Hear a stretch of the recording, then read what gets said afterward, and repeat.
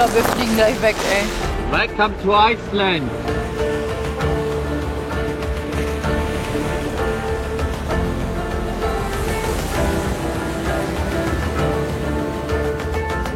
Hornstrandir liegt am äußersten Rand von Island, quasi unbewohnt und noch ursprünglich wild. Wir sind mit großen Zielen hergekommen, wollen über Meer und Berge auf eine Tour, die es in sich hat. Aber Island macht es uns nicht leicht.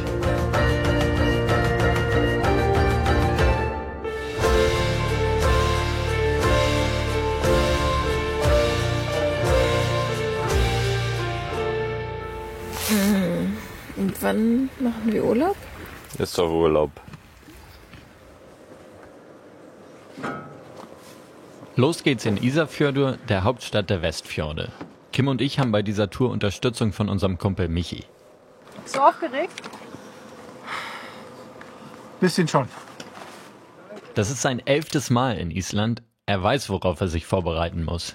Deshalb hat er einen Koffer voll Gummibärchen mitgenommen. Noch eine letzte Cola-Stange und dann geht's in die Wildnis. Michi ist Fotograf und Reiseautor. Deswegen hat er ziemlich gute Connections, zum Beispiel zu Runa. Ihm gehört die Firma Borea Adventures, die uns rüberbringt zum letzten Zipfel von Island. Von ihm kriegen wir auch die Kajaks. You can expect waves. Getting cold, wet. I think of warm Germany. Hier unser Plan. Das Boot bringt uns über den Fjord. Im Kajak wollen wir dann einmal um die Halbinsel rum und über die schmale Landverbindung rüber. Insgesamt sind das 150 Kilometer.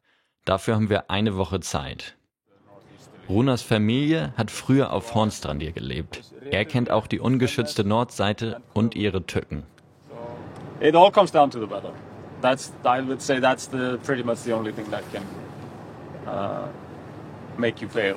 Okay. I mean, as long as you have good equipment and experience, it should be quite doable. But if you get northeasterly strong wind, then it's gonna be difficult and dangerous, I would say. Für die nächsten Tage ist genau dieser nordöstliche Wind angekündigt. Ciao, ciao, Cheeseburger.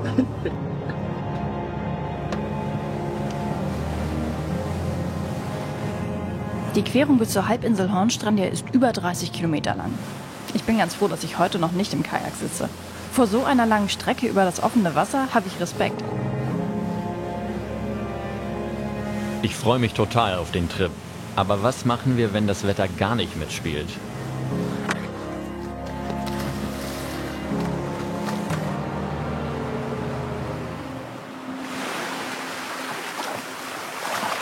So, alle auf Hornstrandir. Ja, alle angekommen. Wir sind gelandet. Heute paddeln wir noch nicht los, weil der Wind noch aufdrehen soll.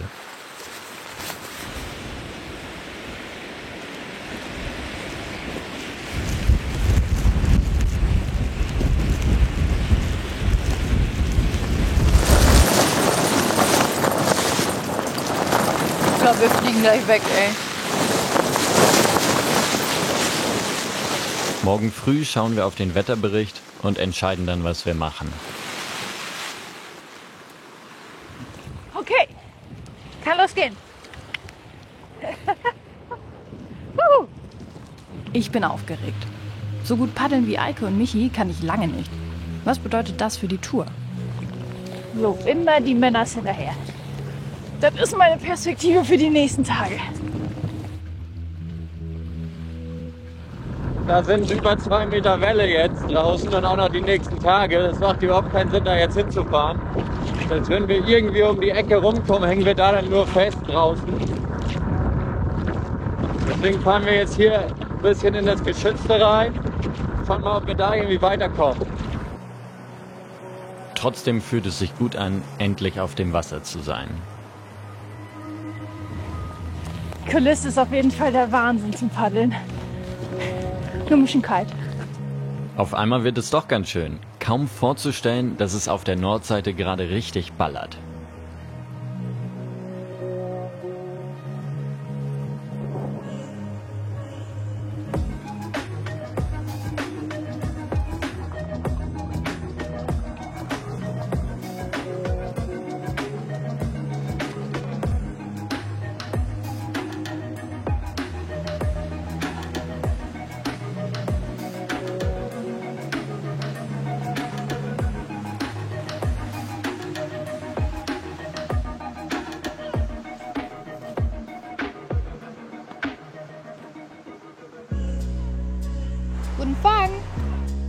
Jeder geht auf seine Weise mit der Lage um.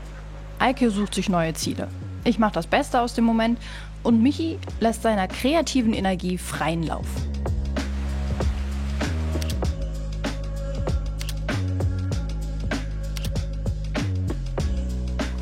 Ich freue mich richtig. Vor allem, weil das Wetter noch so gut geworden ist. Also, wir haben ja zwischendurch mal kurz gemerkt, mit ordentlich Gegenwind sind wir leider echt immer, oder bin ich vor allem, schlecht dran. Aber wenn es so bleibt, wird das ein traumhafter Urlaub. Wie heißt es so schön? Nach der Ruhe kommt der Sturm. Da gehen wir lieber in Deckung.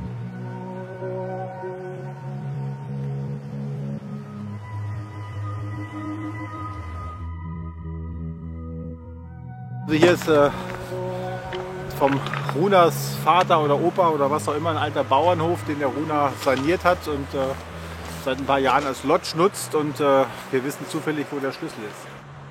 Ganzjährig wohnt schon lange niemand mehr in der Gegend. In den 70er Jahren haben die letzten Einwohner Hornstrandir verlassen. Wir bekommen langsam einen Geschmack davon, weshalb. Die Bedingungen ändern sich extrem und schnell.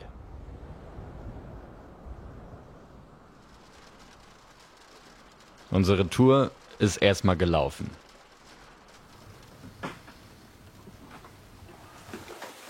Ich muss ehrlich auch zugeben, irgendwie, ich komme so richtig nicht in Schwung, so bei dem Wetter. So mit Film und Foto. Ja, und das ist hart, ne? ja, irgendwie. Aber auch dadurch, dass wir die Pläne ständig ändern. Also wir sind ja jetzt von Plan A über Plan B irgendwie jetzt bei Plan C so. Ja. Mal sehen, wo wir morgen landen. Aber ich glaube, genau das ist Island. Man muss sich immer anpassen an die äußeren Gegebenheiten und das Ganze ein bisschen entspannter sehen.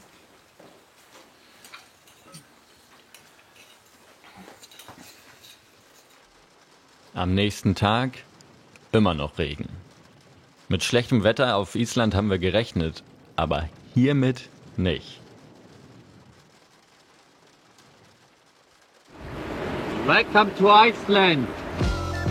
Wenn wir schon mal hier sind, wollen wir auch die ganze Experience.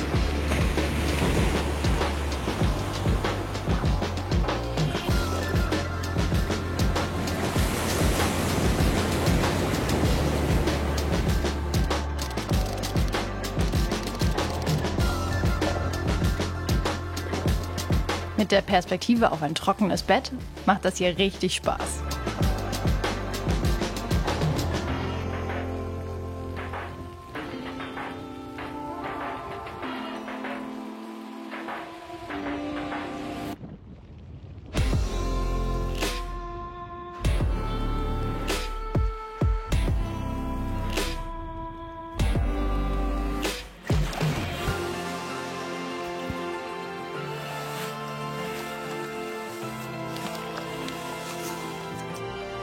Abends treffen wir noch unsere Nachbarn.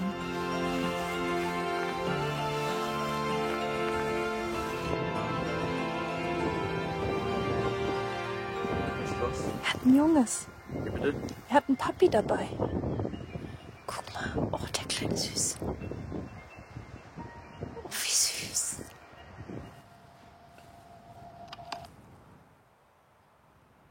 Ihr schneeweißes Fell haben die Polarfüchse nur im Winter. Im Sommer sind sie braun. Genau wie der Mink. Ich genieße es hier, die Zeit zu haben, um auch die kleinen Überraschungen zu erleben.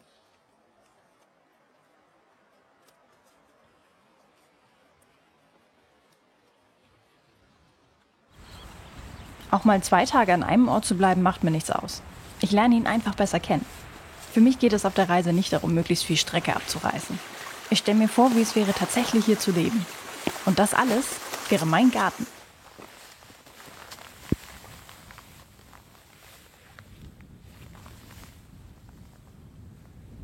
Oh, ich glaube, da hinten ist ein Sonnenstrahl. Auch wenn das Wetter gerade gut ist, schaffen wir die große Tour jetzt zeitlich nicht mehr. Wir paddeln noch ein bisschen weiter in den Fjord rein und machen uns danach auf den Rückweg. Und wie ist Paddeln heute? Heute habe ich das Gefühl, ich fliege übers Wasser. Ja, ich habe keinen Gegenwind, das Wasser ist spiegelglatt. So ist natürlich ganz was anderes. die Sonne scheint. Es gibt hier einfach die ganze Zeit was zu gucken. Also es wird keine Minute langweilig. Also ich finde es irgendwie total geil, weil hier ist ja nichts los. Hier sind so gut wie keine Häuser. Wir sehen keine anderen Menschen, aber ihr seid dabei und das reicht so. Ja. Nach einigen Tagen in der Natur erkennt man, was wirklich wichtig ist. Für diesen Urlaub habe ich mich damit abgefunden, dass wir unsere große Tour jetzt nicht mehr schaffen.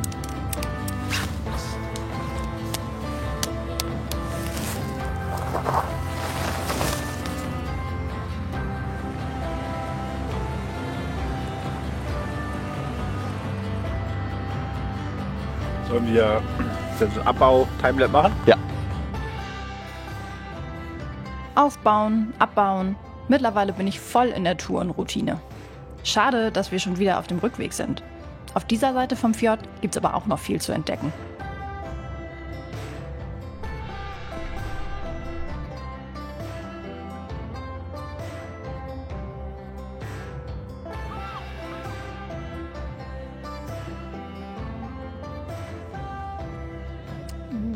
Oh, ist das salzig, das ist echt heftig. Hallo.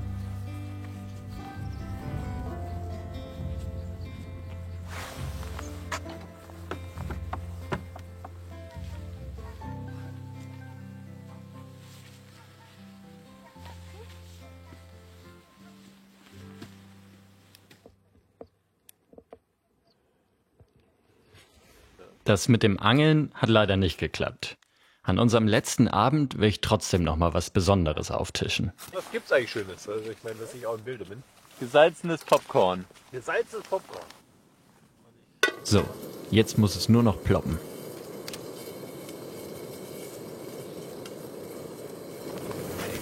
Na, Eike, bist du aufgeregt? Ja. Oh, es ploppt schon. Was riecht verbrannt? Soll ich weiter runter? Ja. Alter. Doch gar nicht. Wie kann das denn sein? Ich glaube, das ist eine einzige Katastrophe geworden. Scheiße. Das waren beide Packungen gleich auf einmal.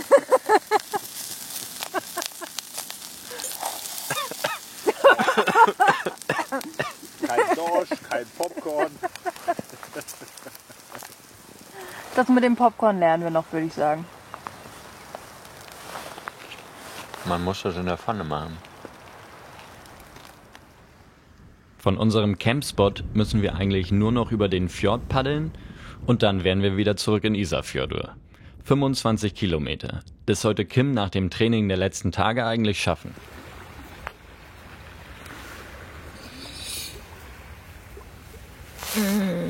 Und wann machen wir Urlaub? Ist doch Urlaub. Boah, mir tut alles weh. Worauf habe ich mich hier schon wieder eingelassen? Gut. Ja dann. Da wollen wir jetzt rüber? Jo. Dann mal toll. Okay. Für mich war die Reise auf jeden Fall körperlich anstrengender als für Eike und Michi. Ich bin trotzdem stolz drauf, mit jeder Tour etwas stärker zu werden. Und beim nächsten Mal halte ich noch ein bisschen länger durch.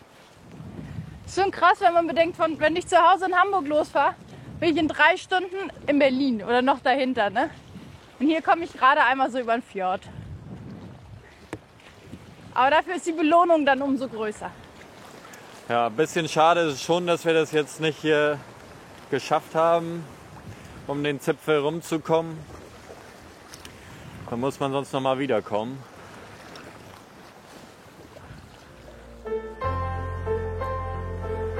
Unser Ziel war vielleicht zu groß für die erste Tour in Island. Ich habe gelernt, dass man mit der richtigen Einstellung trotzdem eine tolle Tour haben kann. Ja, und ich glaube, dass wir mit den Erfahrungen, die wir gesammelt haben und bei weniger Wind und Wellen, die Tour nochmal probieren sollten.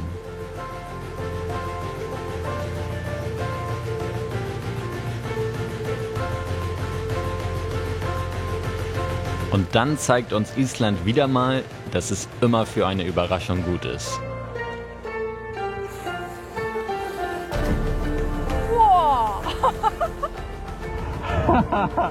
Gerade noch gesagt, wo ist der Wal? Und dann boom, hebt er ab, ey. Kimi, einfach das ganze Paddel rein und vorne. Ja! Nerv mich jetzt nicht, ich will die Wale genießen. Eine ganze Buckelwalfamilie ist vor uns auf der Jagd.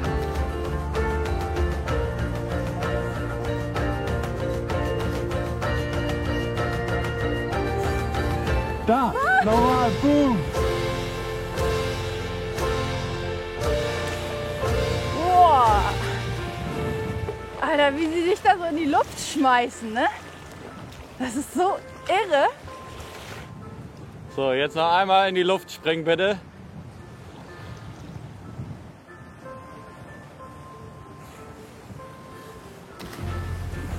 Michi hat den Wal verdeckt. Oh Mann, Michi, du warst genau dazwischen.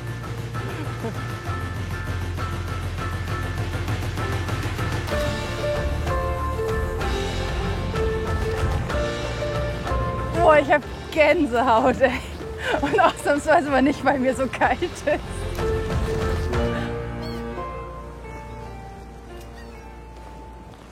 Kommt in meine Arme. Yes, haben wir gut gemacht. Auf alle Fälle. Was tut am meisten weh? Oh, der Hintern. Bei mir die Schultern. Bei dir? Bei mir ist einfach nur kalt. Bei dir tut der Magen weh. Du grummelst wieder, weil du hungrig bist.